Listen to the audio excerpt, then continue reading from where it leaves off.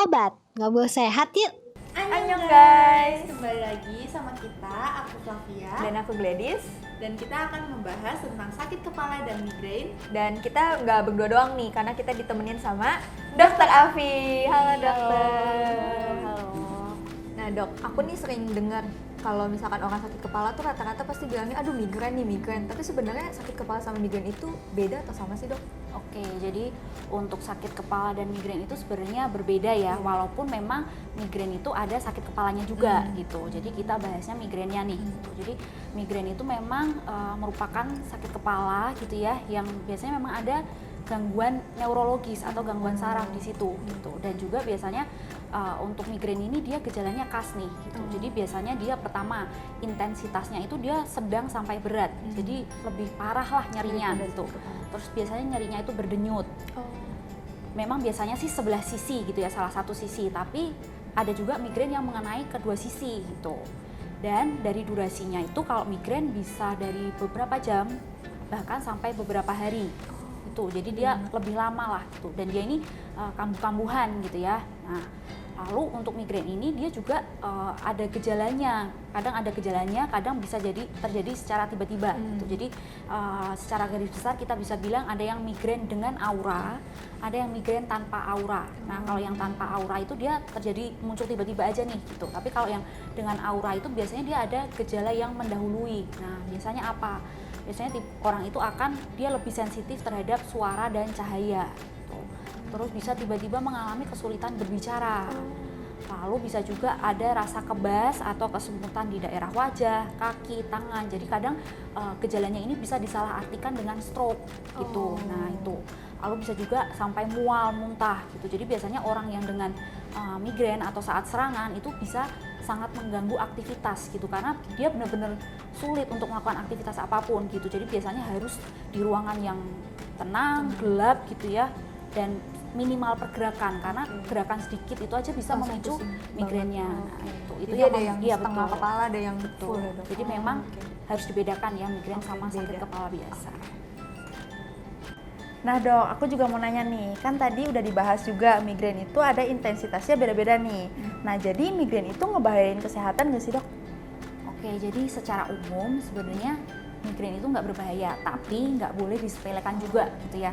Kenapa? Karena tadi dia biasanya kambuh-kambuhan gitu ya, dan durasinya itu bisa lama, intensitasnya juga biasanya lebih berat daripada sakit kepala biasa. Jadi akan mengganggu kualitas hidup seseorang gitu. Jadi tetap harus diperiksakan dan harus dicari pemicunya atau penyebabnya gitu. Jadi memang untuk migrain ini dia mungkin nggak bisa disembuhkan total gitu ya, tapi bisa dikelola dengan cara apa? Pertama ya memang kita harus tahu nih penyebabnya apa, faktor pemicunya apa nih, karena tiap orang tuh pemicunya bisa beda-beda gitu.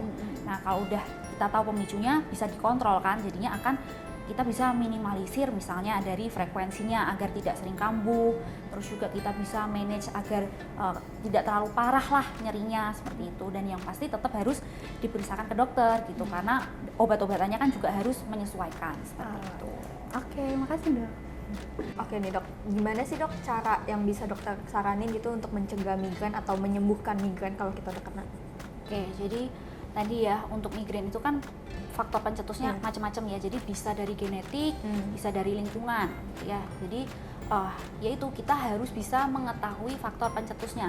Jadi biasanya orang-orang yang ada migrain gitu ya, mereka biasanya bisa mengenali nih apa yang menyebabkan mereka migrain gitu. Misalnya pertama dari perubahan hormon itu bisa juga mencetuskan gitu. Misalnya pada cewek deketin waktu datang bulan gitu ya, atau misalnya dia udah mendekati waktu menopause. Nah, itu mungkin bisa muncul saat itu gitu. Atau misalnya menggunakan KB hormonal atau pada orang-orang yang terapi hormon. Nah, itu bisa jadi pemicu gitu.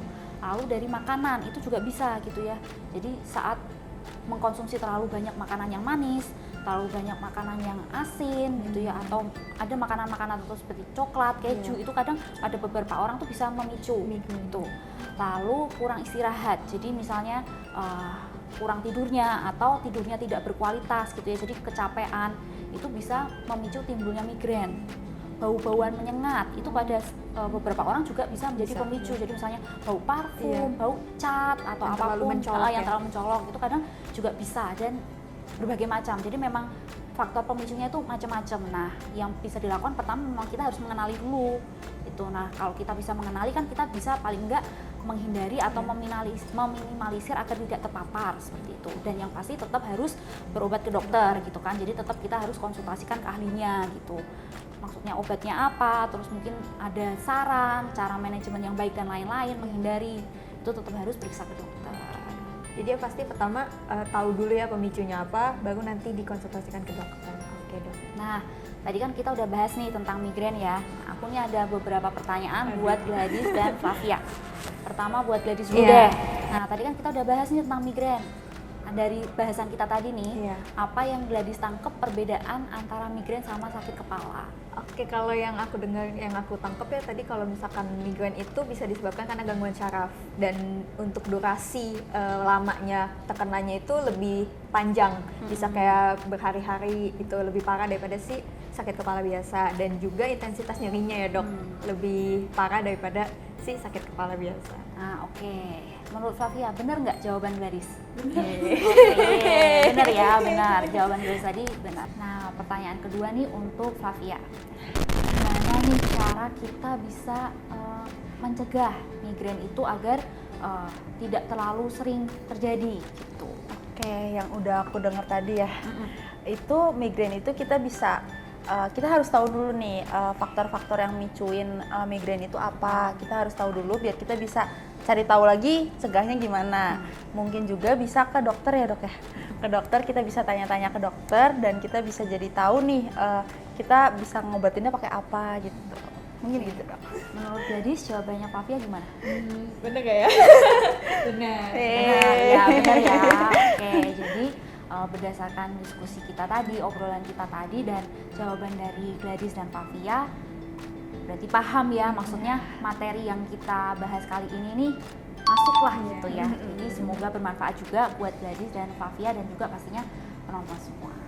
Wah, jadi terima kasih banyak ya dok. Kita jadi tahu banyak banget, kita jadi dapat insight lagi, insight baru lagi gitu. Benar Terima kasih banyak dok. Terima kasih dok. Nah, jadi kita jadi tahu juga ya sekarang kalau misalkan ternyata sakit kepala sama migrain itu beda loh guys. Dan juga ketika kita udah migrain itu harus dicari dulu nih pemicunya atau penyebabnya itu apa sih sampai akhirnya kita bisa dapat penanganan yang tepat. Oke, jadi sampai di sini aja obrolan sehat kita. Saksikan di video-video selanjutnya. Jangan lupa Like, comment, dan subscribe di KB Consumer Health. Annyeong! Semakin paham.